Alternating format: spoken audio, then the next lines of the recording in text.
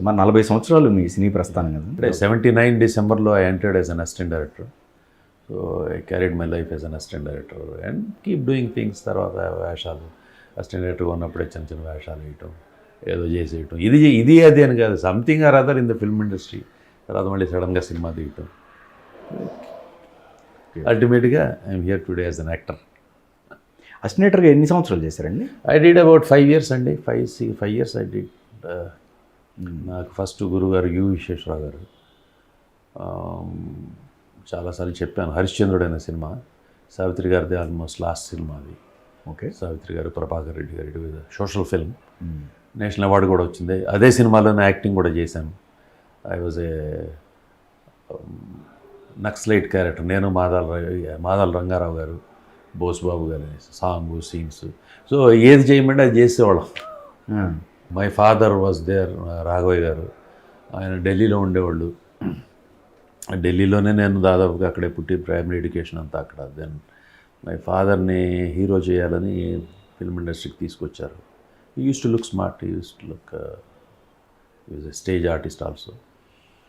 తర్వాత ఆయన వచ్చిన తర్వాత he was in film industry and he did many films. అప్పుడు వీరాంజనేయని, కథానాయకుడని, వీటన్నిటిలో విలన్గా అట్లా అన్నీ చేశారు. But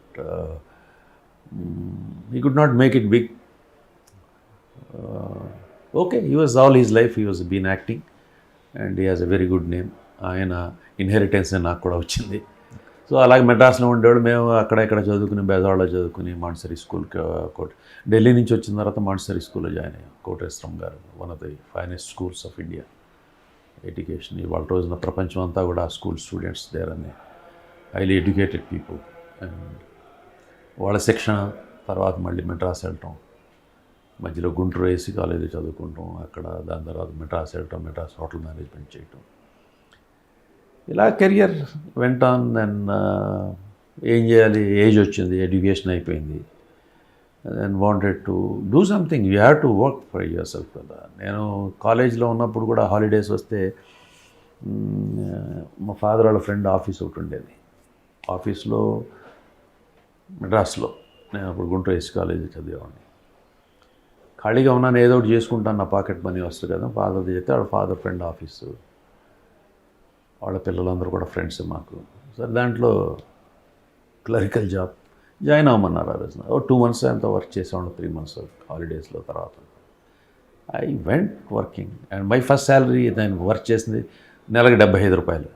okay. 75 rupees. So that was a big money for me. నాకు బిందాస్గా ఉండేవాడు. అయిపోయింది. దెన్ ఐ డోంట్ నో, అప్పుడేముందండి, బాగా చదువుకున్న వాళ్ళకే డాక్టర్, ఇంజనీర్, లేదా ఐఏఎస్, ఐపీఎస్, సివిల్ సర్వీసెస్, వాళ్ళకి టాప్ గ్రేడ్ లెవెల్ ఆఫీసెస్. మిగతా వాళ్ళందరూ గుమస్తాలే. అదే బ్యాంక్ జాబు, గుమస్తా. అప్పుడు వరల్డ్, అప్పుడు మన ఈ పరిధి అదే. ఎవరు చూసినా కానీ గవర్నమెంట్ జాబ్ ఉంటే సేఫ్టీ, సెక్యూరిటీ చూసేవాళ్ళు. సో అలాగా నేను కొన్ని రోజులు మా ఫాదర్కి తెలిసిన వాళ్ళ కంపెనీ ఏదో గరుడా చిట్ ఫండ్స్ అని ఉండేది. It was like Sudarshan chit funds, biggest company, all over India branches. దాంట్లో జాయిన్ అయ్యి విజయనగరంలో బ్రాంచ్ మేనేజర్గా పోస్ట్ అయ్యాను. I was there in Vizianagaram for some time. Then శ్రీకాకుళంలో ఒక 3 months ఉన్నాను. అక్కడ ఆ జర్నీలో విజయనగరంలో ఫ్రెండ్స్, బిఎస్ రాజు గారని, ప్రభాకర్ అని, కుమార్ అని. So friendship still I maintain them. Okay. I talk to them. Okay. అవి మూవ్.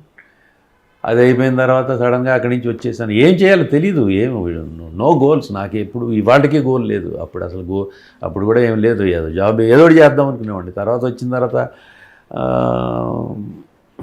సినిమా, అప్పుడు కాలేజీలో ఉన్నప్పుడే సినిమా ఇండస్ట్రీలో పిల్లలు, ప్రొడ్యూసర్ పిల్లలు, డైరెక్టర్ పిల్లలు, మేము అందరం బ్యాచ్లు కాబట్టి అందరం కలిసి తిరుగుతూ ఉండేవాళ్ళం.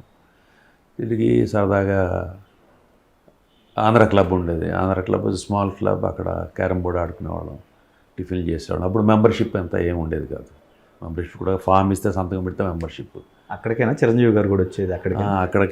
మేము అక్కడ ఉండేవాళ్ళం. చిరంజీవి గారు అప్పుడు కొత్తగా ఇండస్ట్రీకి వచ్చినప్పుడు ఆంధ్ర క్లబ్కి వచ్చేవాళ్ళు, కలిసేవాళ్ళు. He was nice man, humble man and very well behaved person.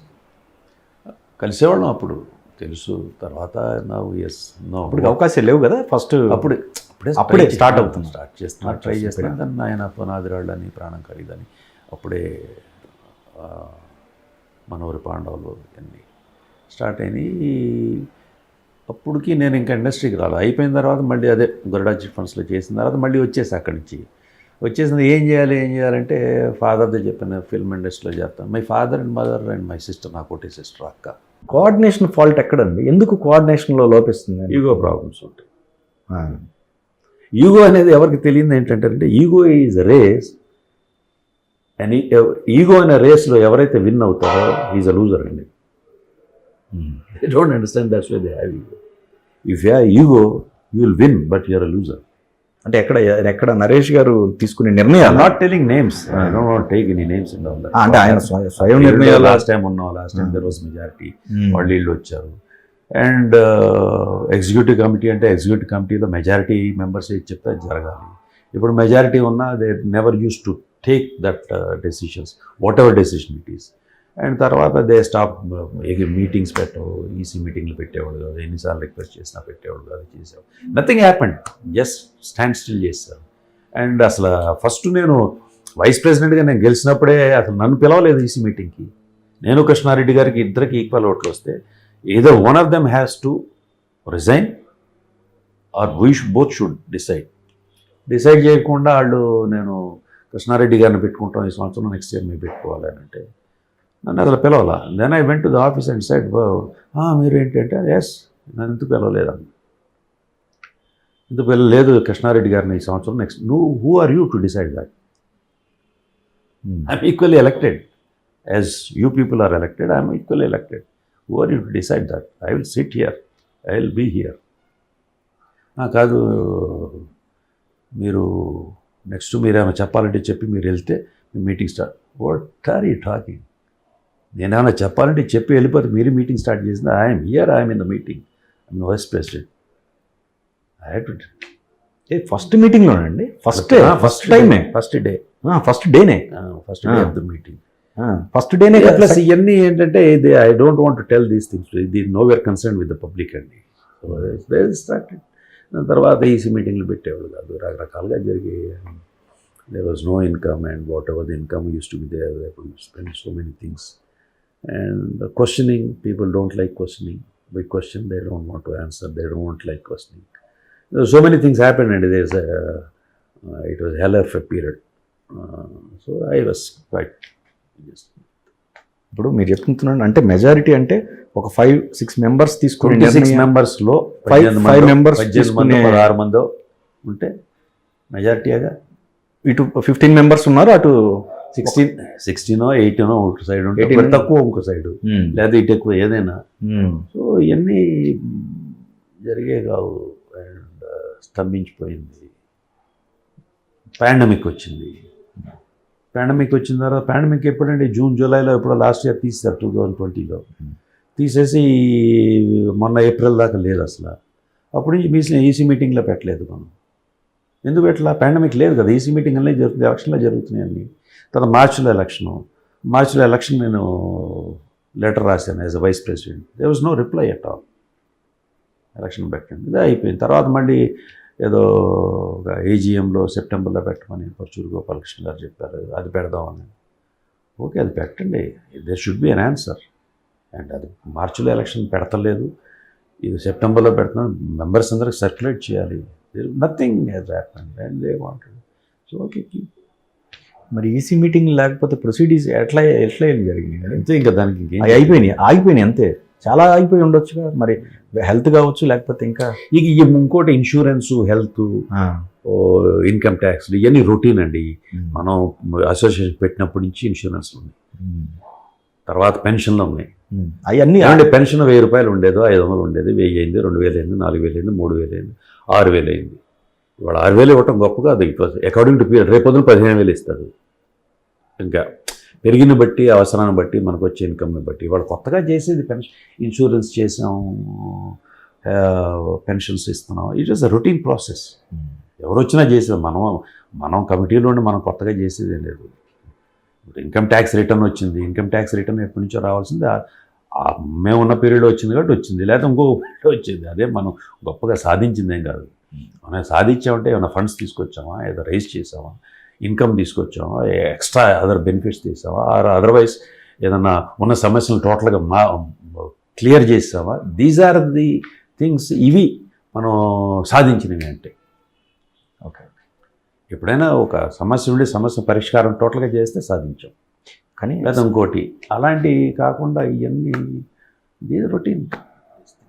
So పాండమిక్లో కొన్ని జరగల, తర్వాత దెర్ వాజ్ నో, అదే it was always two poles apart లాగా. శివ కొంతమంది వాళ్ళు మన మీద చెప్తారు, మనం so I don't want tell all this things. వాళ్ళు వెళ్ళి చెప్పారు, it became a mess, that's all. Shivaji Raja గారి ప్యానర్లో ఎనానిమస్గా కూడా మీకు ఆ టైంలో ఒక ప్యానల్ మీది కంటిన్యూ అవ్వటం, దాని తర్వాత అదే వీళ్ళకి ఇద్దరి మధ్య క్లాష్ అయిపోయి నరేష్ గారికి సంబంధించి మళ్ళీ మీరు నరేష్ గారి వైపు ఉండటం. కానీ ఫస్ట్ డేనే నుంచే అందరి మధ్య ఇవి అంత ఇగో కారణం అయినాయి అంటే ఫస్ట్ డే నుంచే, డే 1 నుంచే స్టార్టింగ్ అనేది. అంతేనా సార్? ఒక రకంగా చెప్పాలంటే అంతేనా?